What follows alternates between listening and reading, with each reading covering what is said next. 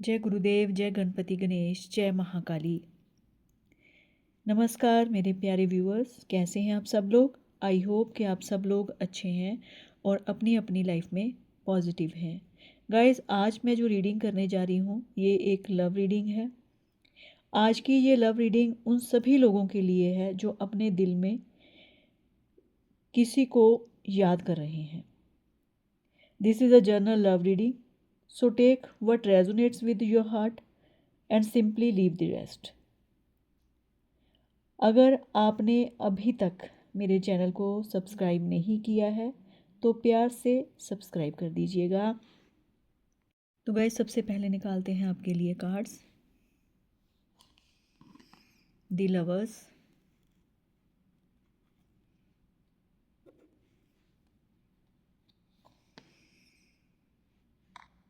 Night of cups, the moon, S of cups. तो guys, ये cards जो हैं वो आपके लिए निकल कर आए हैं। Let's begin by connecting with the divine energy. तो फर्स्ट कार्ड जो आया है आपके लिए, your first card is the lovers. ये कार्ड जो है वो साफ साफ बता रहा है कि आपके और आपका जो पर्सन है, जिसको भी सोचकर आप ये रीडिंग देख रहे हैं, उनके बीच में गहरा इमोशनल कनेक्शन है।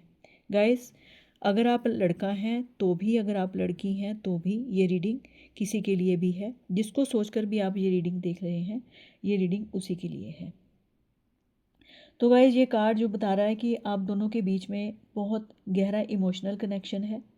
This is not just attraction, this is soul level bonding.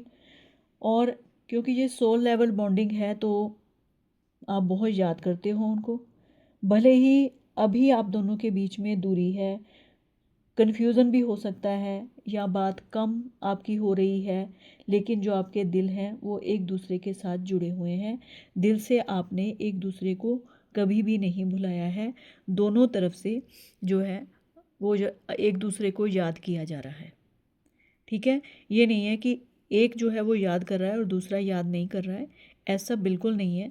आप दोनों एक दूसरे को याद करते हो क्योंकि आपका जो कनेक्शन है वो बहुत बहुत गहरा कनेक्शन है। तो गाइस, वो भी आपको याद कर रहे हैं और आप भी उनको बहुत ज़्यादा याद कर रहे हैं क्योंकि आपका कनेक्शन स्ट्रॉन्ग है भाई।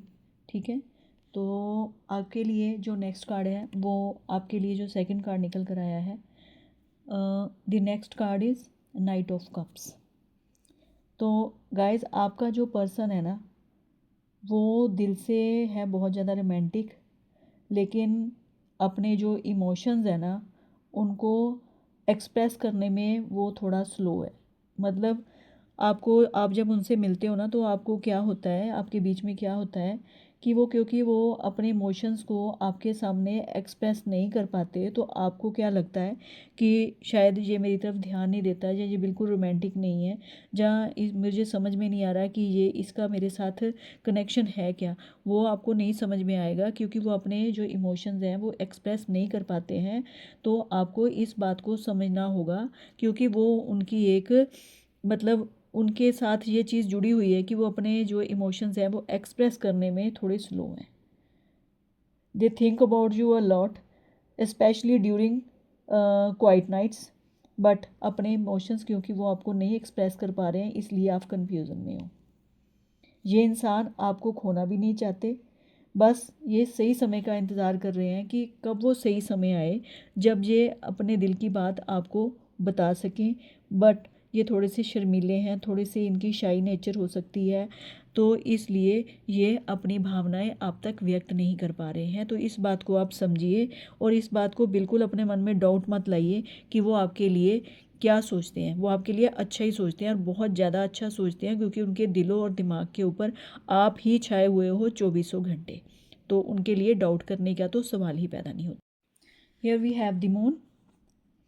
तो गाइस, इस रिलेशनशिप में फियर, मिसअंडरस्टैंडिंग और ओवर थिंकिंग जो है ना वो सबसे बड़ा ब्लॉक है। उसने आपके रिलेशन को ब्लॉक करके रखा हुआ है। तो क्योंकि जो unspoken emotions are creating distance,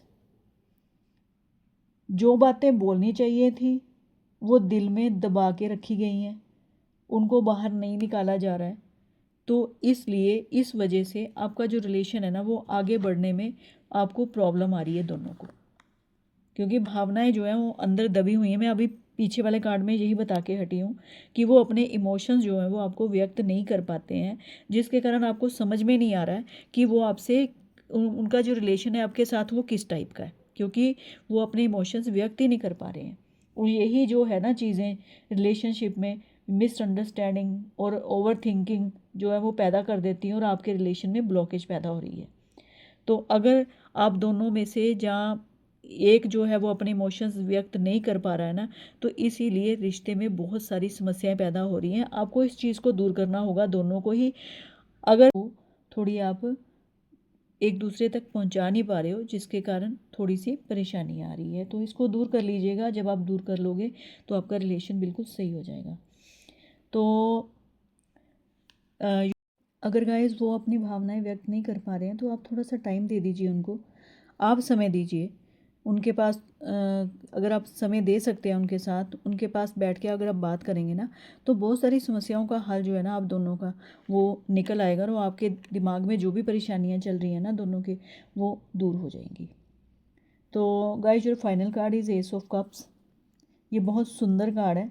ये एक नया इमोशनल बिगनिंग जो है ना वो आपकी दिखा रहा है कार्ड, कि आपके बीच में एक इमोशनल बिगनिंग की शुरुआत को दिखाता है। मतलब आप इमोशनली जो एक दूसरे के साथ अभी बड़े दिनों से अटैच नहीं हो ना, आपको लगता है कि रिश्ता ख़त्म होने वाला है, तो ये कार्ड बताता है कि अब ऐसा नहीं होगा। इमोशनल बिगनिंग आपकी शुरू होने वाली है और heartfelt conversation is coming very soon. तो आप जल्दी ही एक दूसरे के साथ बहुत प्यारी मीठी मीठी बातें जो है वो करने वाले हो। जो प्यार है ना वो फिर से फ्लो करेगा।